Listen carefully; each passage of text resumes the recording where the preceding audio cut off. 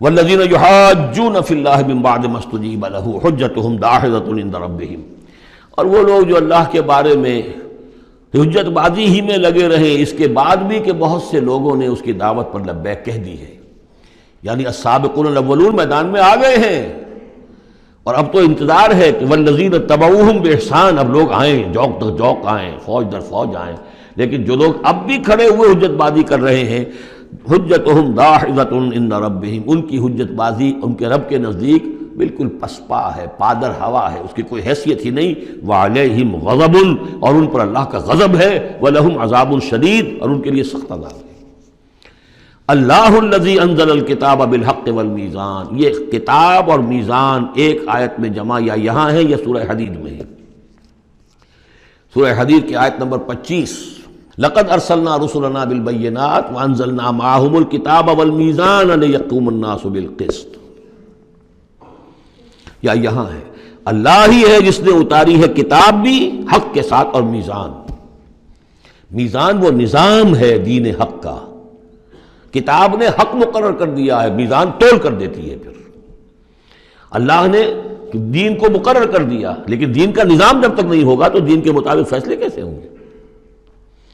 اللہ نے تمہیں کتاب بھی دی ہے، نظام دیا ہے، میزان دی ہے۔ وما یدریک لعل الساعۃ قریب، کیا پتا کہ قیامت قریب آئی کھڑی ہو، اور الساعۃ سے مراد میری قیامت تو میری موت ہے۔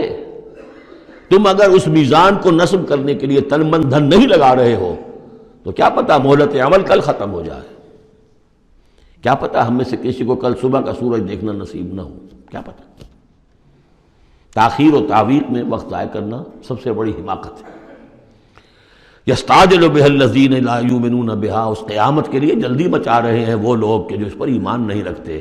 والذین آمنوا مشفقون منها، جو ایمان رکھتے ہیں وہ تو اس سے ڈرتے ہیں، لرزاں و ترساں رہتے ہیں، جو سورہ نور میں ہم نے پڑھا یخافون یوما تتقلب فیہ القلوب والابصار، وہ لوگ تو اس مقام پہ بلند پر پہنچنے کے باوجود لرزاں و ترساں رہتے ہیں اس دن کے خیال سے جس دن اپنے پروردگار کے حضور کھڑے ہونا ہوگا۔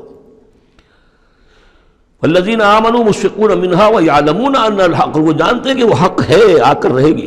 الا ان الذین یمارون فی الساعۃ لفی ضلال بعید، آگاہ ہو جاؤ جو لوگ قیامت کے بارے میں جھگڑتے ہیں اور اس میں شک و شبہ کرتے ہیں وہ بڑی دور کی گمراہی میں پڑ چکے ہیں۔ اللہ لطیف بعبادہ یرزق من یشاء، اللہ بہت باریک بین ہے اپنے بندوں کے لیے، اور وہ رزق دیتا ہے جس کو چاہتا ہے۔ یعنی اقامت دین کی جد و جہد میں یہ فکر نہ تمہیں ہو کہ کیا کھائیں گے کیا پئیں گے۔ میں آپ کو حضرت مسیح کا وہ قول بھی سنا چکا ہوں جو متی کی انجیل میں ہے، کیوں فکر کرتے ہو کیا کھاؤ گے اور پیو گے؟ کیا جنگل کی چڑیاں جو ہیں جو نہ ہل چلاتی ہیں نہ بوتی ہیں نہ کاٹتی ہیں، لیکن صبح کو اپنے گھونسلوں سے نکلتی ہیں اور شام کو آسودہ ہو کر واپس آتی ہیں، تو وہ رب جو ان کو کھلاتا پلاتا ہے وہ تمہیں نہیں کھلائے گا؟ کیوں تشویش کرتے ہو کہ کیا پہنیں گے؟ جنگل کی سوسن کو نہیں دیکھتے کہ جیسا خوبصورت لباس اللہ نے اسے دیا ہے۔ سلیمان بھی اپنی ساری شان و شوکت کے باوجود ویسی پوشاک نہیں رکھتا تھا، تو جو اس گھاس کو یہ سب کچھ دے رہا ہے جو آج ہے اور کل جلا دی جائے گی، کیا وہ تمہیں نہیں، تمہارا تن نہیں ڈھانکے گا؟ لیکن تمہیں ایمان نہیں ہے۔ تو فرمایا اللہ لطیف ہے اپنے بندوں کے لیے۔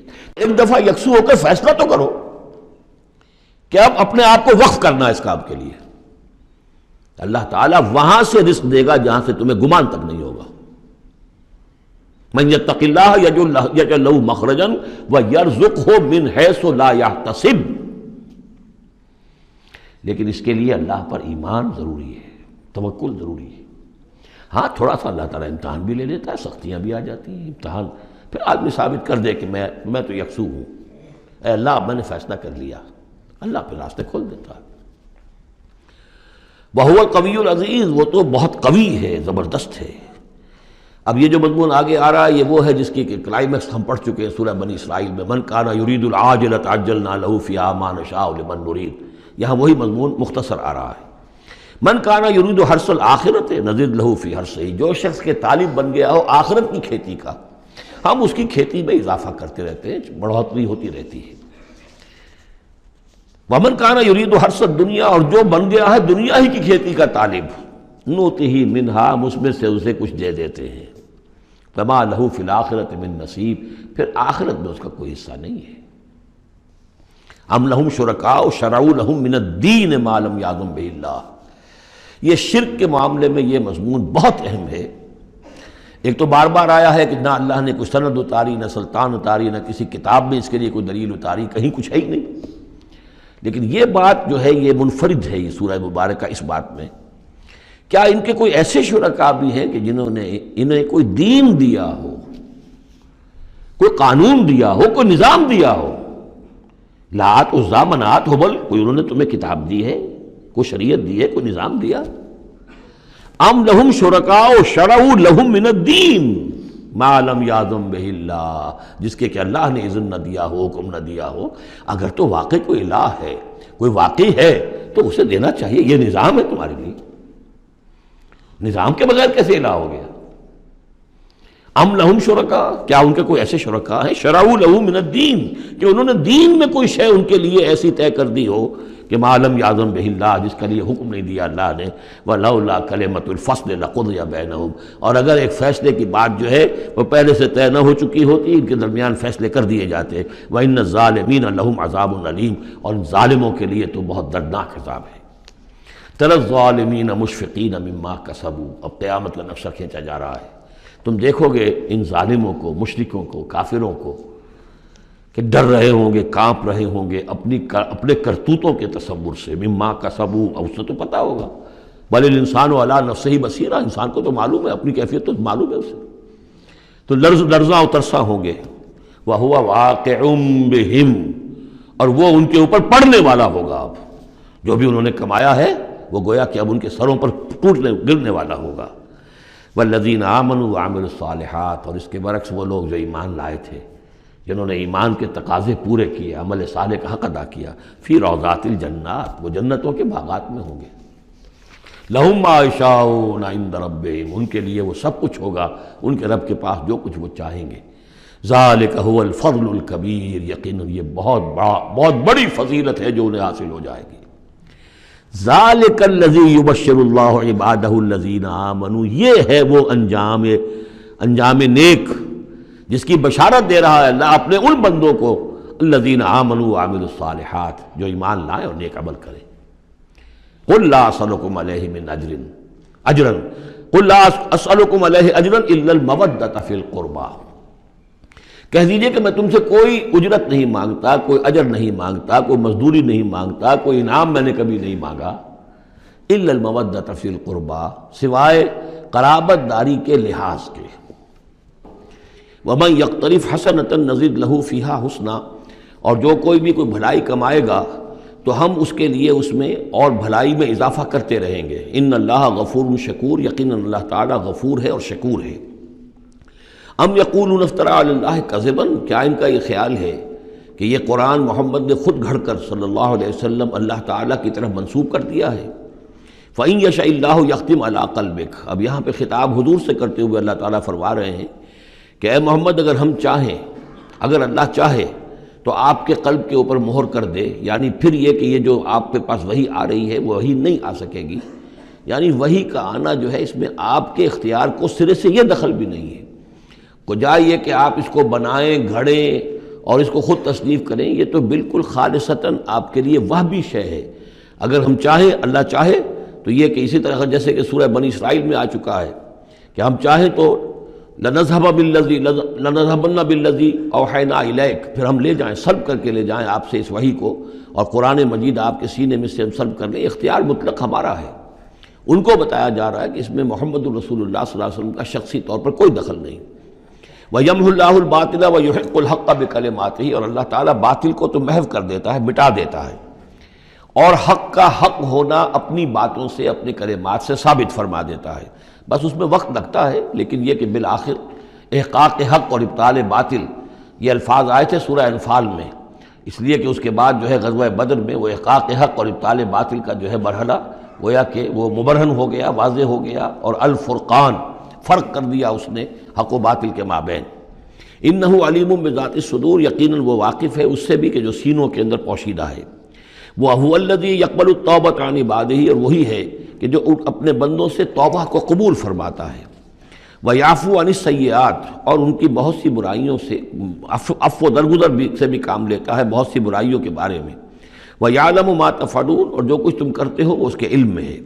وَيَسْتَجِيبُ الَّذِينَ آمَنُوا وَعَمِلُوا الصَّالِحَاتِ وَيَزِيدُهُم مِّن فَضْلِهِ، اور جو لوگ ایمان لائے ہوں اور ایمان ان کے ساتھ نیک عمل کر رہے ہوں ان کی وہ دعائیں سنتا ہے، قبول فرماتا ہے، اور انہیں اپنے فضل سے اور دیتا ہے، مزید ان کے اندر ان کے ایمان اور اعمال کے اندر ترقی فرماتا ہے۔ والکافرون لہم عذاب شدید، اور جہاں تک کافروں کا تعلق ہے ان کے لیے تو پھر بہت سخت سزا ہے۔ وَلَوْ بَسَطَ اللَّهُ الرِّزْقَ لِعِبَادِهِ لَبَغَوْا فِي الْأَرْضِ، اگر اللہ تعالیٰ نے اپنے بندوں کے لیے زمین میں رزق کو کھول دیا ہوتا، خزانے جو ہے بہت کشادہ کر دیتا، ہر ایک کو بالکل با فراغت ہر وقت بہت سہولت رزق مل رہا ہوتا، تو پھر تو یہ زمین میں اور زیادہ سرکشی کرتے۔ ابھی ان کا حال یہ ہے کہ محنت کرنی پڑتی ہے، مشقت کرنی پڑتی ہے، تب ان کو 2 وقت کی روٹی ملتی ہے، تب تو ان کی سرکشی کا یہ عالم ہے۔ وَلَوْ بَسَطَ اللَّهُ الرِّزْقَ لِعِبَادِهِ لَبَغَوْا فِي الْأَرْضِ وَلَٰكِن يُنَزِّلُ بِقَدَرٍ مَّا يَشَاءُ، لیکن اللہ تعالیٰ نازل کرتا ہے اندازے کے مطابق جو چاہتا ہے۔ إِنَّهُ بِعِبَادِهِ خَبِيرٌ بَصِيرٌ، یقیناً وہ اپنے بندوں کے حالات سے باخبر بھی ہے اور دیکھ بھی رہا ہے۔ وَهُوَ الَّذِي يُنَزِّلُ الْغَيْثَ، اور وہی ہے کہ جو بارش برساتا ہے، من بعد ما قنطوا، جبکہ وہ مایوس ہو چکے ہوتے ہیں، یعنی موسم گزر رہا ہے اور بارش نہیں ہوئی ہے تو دلوں کے اوپر جو ہے مایوسی کے سائے گہرے ہوتے جا رہے ہیں، لیکن اچانک پھر اللہ تعالیٰ بارش برسا دیتا ہے۔ وَهُوَ الَّذِي يُنَزِّلُ الْغَيْثَ مِن بَعْدِ مَا قَنَطُوا وَيَنشُرُ رَحْمَتَهُ، اور بارش کے برسنے سے پھر اس کی رحمت جو ہے وہ پھیل جاتی ہے، عام ہو جاتی ہے، اس کا بستر بچھ جاتا ہے۔ وَهُوَ الْوَلِيُّ الْحَمِيدُ، اور یقیناً وہی ہے کہ جو پشت پناہ ہے، مددگار ہے، حامی ہے، اور اپنی ذات میں ستودہ صفات ہے، اسے کسی حمد کی حاجت نہیں ہے۔ وَمِنْ آیَاتِهِ خَلْقُ السَّمَاوَاتِ وَالْأَرْضِ، اور اس کی نشانیوں میں سے ہے آسمان اور زمین کی تخلیق۔ وَمَا بَثَّ فِيهِمَا مِن دَابَّةٍ، اور یہ کہ ان دونوں میں جو اس نے جاندار پھیلا دیے ہیں۔ ظاہر بات ہے کہ آسمانوں میں فرشتے ہیں، زمین میں آپ کو معلوم ہے حیوانات ہیں، حشرات الارض ہیں، طرح طرح کے جاندار ہیں، اور پھر انسان ہیں۔ وَهُوَ عَلَىٰ جَمْعِهِمْ إِذَا يَشَاءُ قَدِيرٌ، اور وہ جب بھی چاہے گا ان کو جمع کرنے پر قادر ہے، چاہے وہ پھیل گئے ہیں، پوری زمین میں پھیل گئے ہیں، آسمانوں میں پھیلے ہوئے ہیں، لیکن جب اللہ چاہے گا انہیں جمع کر لے گا۔ وَمَا أَصَابَكُم مِّن مُّصِيبَةٍ فَبِمَا كَسَبَتْ أَيْدِيكُمْ، اور تم پر جو کوئی بھی مصیبت آتی ہے تو در حقیقت وہ تمہارے اپنے ہاتھوں کے کرتوتوں کی وجہ سے۔ وَيَعْفُو عَن كَثِيرٍ، اور بہت سے تمہاری جو خطائیں ہیں ان سے تو اللہ تعالیٰ عفو کرتا رہتا ہے، معاف کرتا رہتا ہے، تمام غلطیوں پر نہیں پکڑتا، البتہ کچھ غلطیوں کے اوپر اس کا خمیازہ کچھ تھوڑا بہت تمہیں اس دنیا میں بھی دکھا دیتا ہے۔ وَمَا أَنْتُم بِمُعْجِزِينَ فِي الْأَرْضِ، اور تم اللہ تعالیٰ کو نہ تو زمین کے اندر ہرا سکتے ہو، شکست دے سکتے ہو، اور گویا کہ یہاں پر مخفف معنی ہے وَلَا فِي السَّمَاءِ، جس طرح کہ اس سے پہلے آ بھی چکا ایک مقام پر، نہ آسمان میں، یعنی یہ کہ اللہ تعالیٰ کی مشیت کو کوئی شخص جو ہے اس کو شکست نہیں دے سکتا، اس کی اپنی تدبیر ہے، وہ فعال لما یرید ہے، جو ارادہ کر لیتا ہے کر گزرتا ہے۔ وَمَا لَكُم مِّن دُونِ اللَّهِ مِن وَلِيٍّ وَلَا نَصِيرٍ، اور نہیں ہے تمہارے لیے اللہ کے سوا کوئی ولی اور نہ مددگار۔ وَمِنْ آيَاتِهِ الْجَوَارِ فِي الْبَحْرِ كَالْأَعْلَامِ، اور اس کی نشانیوں میں سے وہ جہاز بھی ہیں جو چلتے ہیں دریاؤں میں اور سمندر میں، اور ایسے ہیں جیسے پہاڑ ایسے جہاز، بڑے بڑے جہاز۔ ان یشاء یسکن الریح، اگر اللہ چاہے تو وہ ہوا کو کھڑا کر دے، ہوا کو ساکن کر دے، اس لیے کہ ظاہر بات ہے یہ بادبانی جہاز ہوتے تھے جو چلتے تھے اور ہوا ہی انہیں لے کر چلتی تھی۔ ان یشاء یسکن الریح، اگر اللہ چاہے تو وہ ہوا جو ہے ساکن ہو جائے، فیظللن رواکد علی ظہرہ، تو پھر وہ کھڑے کے کھڑے رہ جائیں گے سمندر کی پیٹھ پر، یعنی سمندر کے جو ہے پانی کی سطح پر وہ کھڑے رہ جائیں گے۔ ان فی ذلک لآیات لکل صبار شکور، یقیناً اس میں نشانیاں ہیں ان سب لوگوں کے لیے جو صبر کرنے والے ہوں اور جو شکر کرنے والے ہوں۔ او یوبقہن بما کسبوا، یا پھر اللہ تعالیٰ ان کو غرق کر دے، تباہ کر دے ان جہازوں کو ان کے گناہوں کی پاداش میں۔ وَيَعْفُو عَن كَثِيرٍ، لیکن اللہ تعالیٰ بہت سی گناہوں سے اور بہت سی خطاؤں اور تقصیرات سے تو درگزر فرماتا رہتا ہے۔ وَيَعْلَمَ الَّذِينَ يُجَادِلُونَ فِي آيَاتِنَا مَا لَهُم مِّن مَّحِيصٍ، اور تاکہ انسان جان لے کہ جو ہماری آیات میں جو جھگڑا کر رہے ہیں، کٹ حجتیاں کر رہے ہیں، کہ ان کے لیے بھاگنے کی کوئی جگہ نہیں ہے۔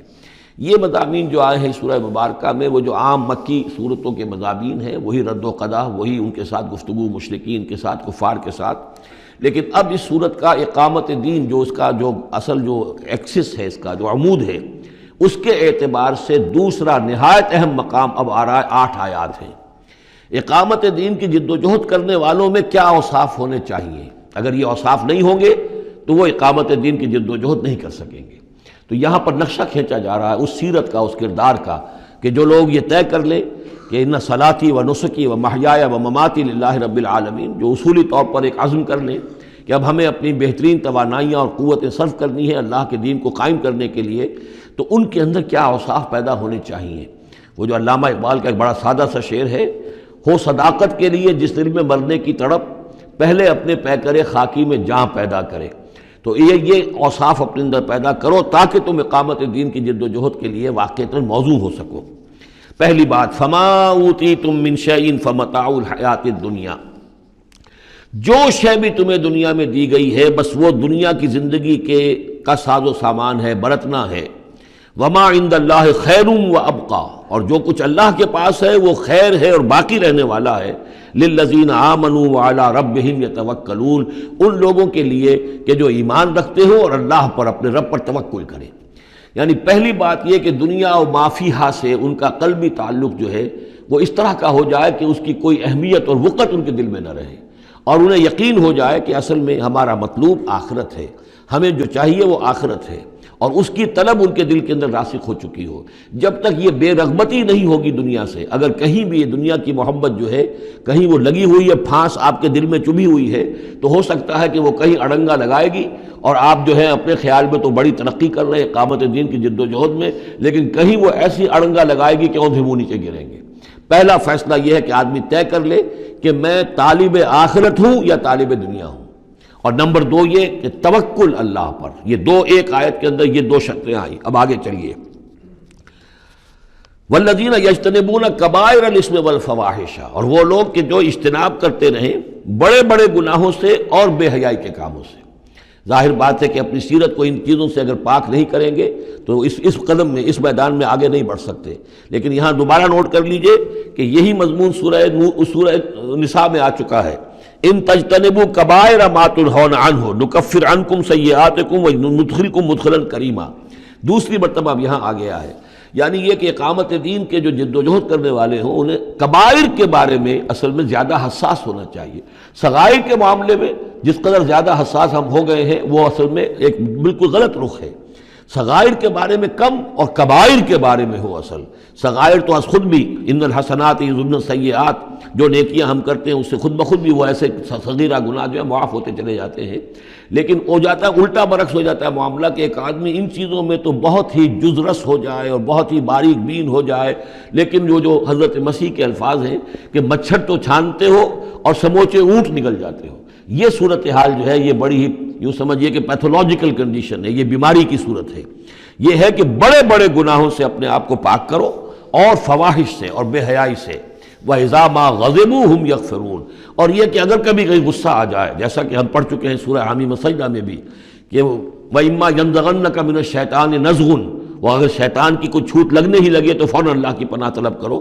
وَإِذَا مَا غَضِبُوا هُمْ يَغْفِرُونَ، جب انہیں غصہ آتا ہے تو اس غصے کو ڈھانپ دیتے ہیں، غصے کو پی جاتے ہیں۔ غفر کے معنی ڈھانپ دینا ہے، ویسے اس کے جو عام ترجمہ ہے معاف کر دیتے ہیں، بجائے اس کے کہ غصے میں کسی پر حملہ کریں اور کسی سے انتقام لیں، بلکہ اس کے اندر عفو کی صورت ہو جب غصہ آئے۔ ایک ہے سوچ سمجھ کر کوئی اقدام کرنا ہے، کوئی آپ نے چیلنج کرنا ہے کسی باطل کو اور اس میں کوئی آگے بڑھ کر آپ کو اقدام کرنا ہے، وہ اور بات ہے۔